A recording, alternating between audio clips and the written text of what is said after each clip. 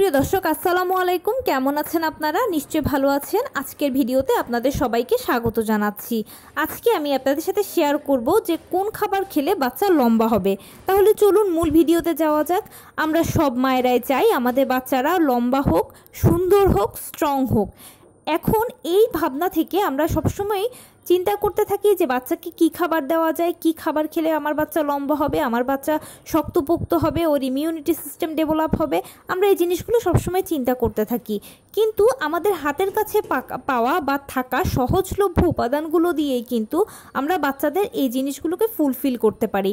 প্রথমেই আমাদেরকে নিশ্চিত করতে হবে যে বাচ্চা যেন প্রতিদিন যে খাবার খাচ্ছে সকল ভিটামিন, মিনারেলস, ক্যালসিয়ামগুলো যেন ঘুরে ফিরে ওর বডিতে যায়, এটা আমাদেরকে অবশ্যই নিশ্চিত করতে হবে। সেই সাথে আপনি অবশ্যই তাকে মৌসুমি ফলমূল, শাকসবজি খাওয়ানোর চেষ্টা করবেন। প্রতিদিন 1 গ্লাস দুধ খাওয়ানোর চেষ্টা করবেন, একটা করে ডিম খাওয়ানোর চেষ্টা করবেন। তার পাশাপাশি বাদাম হচ্ছে একটা সুপার ফুড, বাচ্চাকে বাদাম খাওয়ানোর চেষ্টা করবেন। ইলিশ মাছ, এটাতে ওমেগা 3 ফ্যাটি অ্যাসিড আছে। পাঙাশ মাছ আমরা অনেকে খেতে চাই না, বাট এটা একটা খুব ভালো ওমেগা 3 ফ্যাটি অ্যাসিডের উৎস। বাচ্চা যেন ওমেগা 3 ফ্যাটি অ্যাসিডটা নিয়মিত পায়, এটা আমাদের মায়েদেরকে অবশ্যই এনশিওর করতে হবে।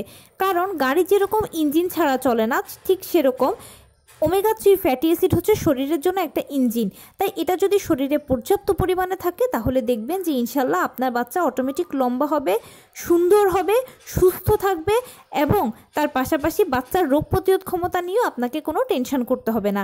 তাই মৌসুমি ফলমূল, শাকসবজিগুলো খাওয়াবেন, দুধ ডিম খাওয়াবেন, এবং সকল ভিটামিন, মিনারেলস, ক্যালসিয়ামগুলো যেন বাচ্চা নিয়মিত ঘুরে ফিরে পায় সেটা আপনাকে নিশ্চিত করতে হবে।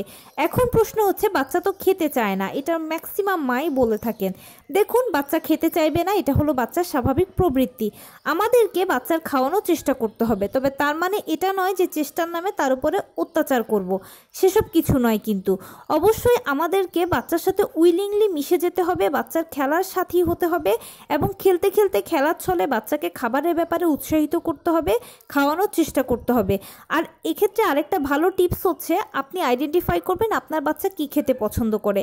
যেমন অনেক বাচ্চা আছে খিচুড়ি খেতে পছন্দ করে, কেউ ভাত খেতে পছন্দ করে, কেউ পুডিং খেতে পছন্দ করে, কেউ প্যান কেক খেতে পছন্দ করে, কেউ প্লেন কেক খেতে পছন্দ করে। আপনার বাচ্চা কী খেতে পছন্দ করে সেটা আইডেন্টিফাই করুন, অতঃপর ওই জিনিসগুলো বা সকল উপাদানগুলো মিলিয়ে মিশিয়ে বাচ্চাকে ওভাবে খাওয়ানোর চেষ্টা করুন। চেষ্টা করবেন বাচ্চাদের বেলা অল্প খাবার থেকে যেন অধিক পুষ্টি দেওয়া যায়।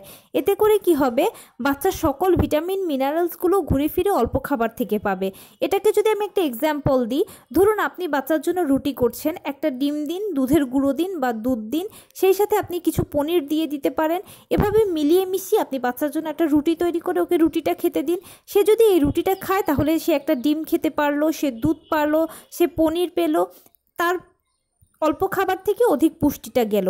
এভাবে মা সবসময় চেষ্টা করবেন বাচ্চাকে অল্প খাবার থেকে অধিক পুষ্টি দেওয়ার।